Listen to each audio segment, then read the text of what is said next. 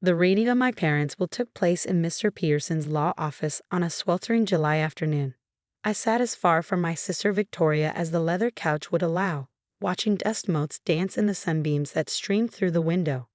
The same window I'd stared through as a child when Dad would bring us here for important business meetings. Back then, I thought those meetings were about the future of Harrison Industries, our family's technology manufacturing empire. Now I knew they were about ensuring Victoria got everything while I got nothing. To our eldest daughter, Victoria Harrison, Mr. Peterson read, adjusting his wire-rimmed glasses, we leave Harrison Industries, valued at approximately $89 million. Our primary residence in Westchester, all investment portfolios and liquid assets, and the list went on and on. With each item, Victoria's smile grew wider, more triumphant. She sat there in her designer suit, perfect manicure, looking every bit the CEO she'd been groomed to be since childhood. And to our younger daughter, Madeline Harrison, Mr. Peterson paused, shuffling his papers. I held my breath, though I already knew what was coming. We leave the garage property at 1879 Oak Street, including all contents therein. Victoria didn't even try to hide her laugh. "Oh, Maddie," she said, her voice dripping with fake sympathy, "at least you got Grandpa's old garage. It's probably worth what, $10,000? If you're lucky?" I kept my face carefully blank, though my nails dug crescents into my palms. The garage, of course. The same garage where our grandfather had supposedly wasted the last years of his life, tinkering with inventions that never went anywhere. The same space Dad had called a monument to failure when he'd written off that part of the family history. "There are some additional documents regarding the garage property," Mr. Peterson added, sliding a thick envelope across his mahogany desk. "Your grandfather was quite specific about certain aspects of its inheritance." I took the envelope, feeling its weight in my hands. It seemed too heavy for just property documents. "Well," Victoria stood, smoothing her skirt, "I should get going. The board is expecting me at 2. Have to start running the company properly." She paused at the door, turning back with a practiced pitying expression. "Maddie, if you need help selling that old place, just let me know. I'm sure we could find a developer interested in the land." The door clicked shut behind her, leaving me alone with Mr. Peterson. He cleared his throat uncomfortably. "Miss Harrison, Madeline, there's something else you should know. Your grandfather left specific instructions that the garage cannot be sold or demolished for at least 1 year from your parents' death. Any attempt to do so will result in the property reverting to Victoria." I let out a bitter laugh. Of course. They're controlling me from beyond the grave. The garage stood exactly as I remembered it from childhood, a large, unassuming metal building on the outskirts of town. The faded numbers on the door, 1879, were barely visible beneath years of grime. The no trespassing signs Grandpa had posted still hung crooked on the chain-link fence. I hadn't been here since I was 12, since the day Dad caught me wasting time helping Grandpa with his projects instead of attending the business etiquette classes he'd arranged. Back then, the garage had been my sanctuary, a place where creativity mattered more than corporate protocols, where Grandpa taught me that innovation didn't always need to have dollar signs attached. The key from Mr. Peterson's envelope felt heavy in my hand. Taking a deep breath, I unlocked the padlock and pulled open the door. The smell hit me first: oil, metal, and something else I couldn't quite identify. Dust motes swirled in the beam of sunlight that pierced the gloom. At first glance, the space looked empty except for some old workbenches and rusted tools. But something felt off about the dimensions. The garage had always seemed bigger on the inside than its exterior suggested. I opened the envelope from Mr. Peterson, pulling out what I expected to be property documents. Instead, I found a letter in my grandfather's precise handwriting. "My dearest Madeline, if you're reading this, then both your parents are gone, and they've done exactly what I feared they would. They've chosen Victoria to run the company, believing that following established paths is the only way to success. But you, my curious girl, you always understood that true innovation requires looking beyond the obvious. That's why I'm leaving you my real legacy. The garage isn't empty, Maddie. It never was. The true workshop lies beneath. In the northwest corner, you'll find a panel in the floor marked with 3 small notches. The combination is your birthday, the day I knew I had someone to pass this on to. What you find below will change everything, but be careful who you trust. There are people who have been watching this place for years, waiting for this moment. All my love, Grandpa. My hands trembled as I made my way to the northwest corner. The floor was thick with dust, but as I swept it away, I found the panel he described. 3 small notches, barely visible unless you knew to look for them. I entered my birthday into the electronic keypad hidden beneath the panel. For a moment, nothing happened. I could hear the suspicion in her voice. Well, if you find anything interesting in Grandpa's junk, remember it technically belongs to Harrison Industries. All his work was done while he was still an employee. After hanging up, I pulled up my grandfather's contract from his time at Harrison Industries.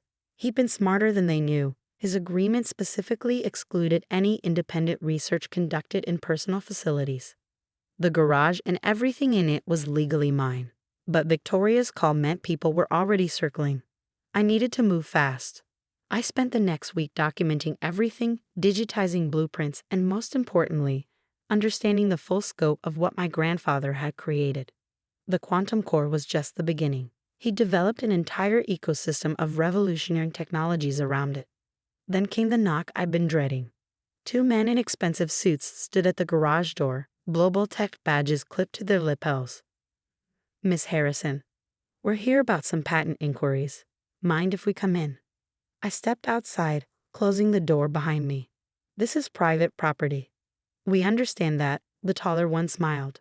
But we're prepared to make a very generous offer for any interesting technologies you might have found in your inheritance. Not interested. His smile faded.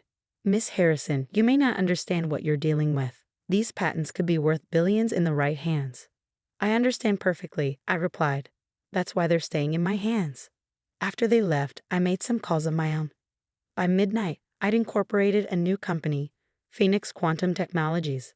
By morning, I'd filed preliminary patents on every major innovation in the lab. Victoria showed up 2 days later during a rainstorm that seemed fitting for the confrontation. What do you think you're doing? She demanded, waving printouts of the patent applications. These should belong to Harrison Industries. Why? I asked calmly. Because you inherited the company? These were Grandpa's personal projects, developed in his personal workspace. The same workspace he laughed at me for inheriting. Don't be naive, Maddie. You can't run a tech company. You don't have the experience, the connections. No, I cut her off. I don't have the connections. What I have is working technology that's decades ahead of anything else in the industry. And unlike you, I actually understand how it works. Her face reddened. We'll fight this in court. Go ahead. Grandpa's contract is ironclad. But by all means, waste Harrison Industries' money on lawyers while I start revolutionizing the industry. She stormed out, but I knew it wasn't over. The next few weeks proved me right. First came the legal threats, cease and desist letters, claims of corporate espionage, demands for return of intellectual property. My grandfather's contract stopped those cold. Then came the offers, first from Harrison Industries, then from Global Tech, then from every major tech company in the world. The numbers kept getting bigger. $100 million, $500 million, $1 billion. I turned them all down. Instead, I assembled my own team, people chosen for their integrity as much as their expertise. We set up a real lab, one that made the garage workshop look primitive. 3 months after the will reading, we were ready for our first public demonstration. I invited Victoria, of course. She came striding in with an army of Harrison Industries executives, probably expecting to see some amateur operation they could dismiss. What they saw instead was a fully operational quantum computing facility that made their best technology look like ancient history. As you can see, I explained to the assembled crowd of industry leaders and press, the quantum core maintains coherence at room temperature, something previously thought impossible. But more importantly, it does it while using less power than a typical laptop. The implications weren't lost on anyone in the room. This would change everything: computing, encryption, energy systems, artificial intelligence. Victoria sat in the front row, her face a mask of barely controlled fury as our family's company's stock price began to plummet in real time. Everyone could see that Harrison Industries technology was about to become obsolete. Questions? I asked sweetly. Later that evening, after the press had gone and the contracts had been signed with carefully chosen development partners, I returned to the garage. The empty upstairs space felt different now, not abandoned, but peaceful. A reminder that appearances can be deceiving. My phone buzzed. A text from Victoria. Dad and Mom would be ashamed of you. This should have belonged to the family company. I typed back, it does belong to the family, just not the part of the family you thought mattered. Looking around the garage one last time, I smiled, remembering all the hours I'd spent here with Grandpa. He'd known all along what he was building, not just revolutionary technology, but a future where the right person, not just the chosen one, would carry on his legacy. My phone buzzed again. A message from our biggest new client. Contract signed. When can we begin implementation? I headed down to the basement lab, my lab now. The quantum core hummed quietly, its potential still barely tapped. On the wall, I'd hung a single photo, Grandpa and me, working together at his bench, both of us smiling like we knew a secret. Well, now everyone knew the secret. The empty garage wasn't worthless, it was just waiting for the right heir. Not the one with the business degree and the perfect pedigree, but the one who understood that true innovation doesn't come from boardrooms and business plans. Victoria had gotten an $89 million company that was now hemorrhaging value. I'd gotten an empty garage that was about to change the world. I rather liked those odds. Opening my laptop, I began drafting plans for Phoenix Quantum's next phase. We had a world to revolutionize, and thanks to my grandfather's faith in me, we had the technology to do it. Sometimes the best inheritance isn't the one that comes with the biggest price tag.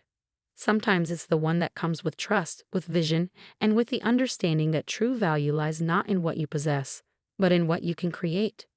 Victoria could keep her empire of the past. I was building the future,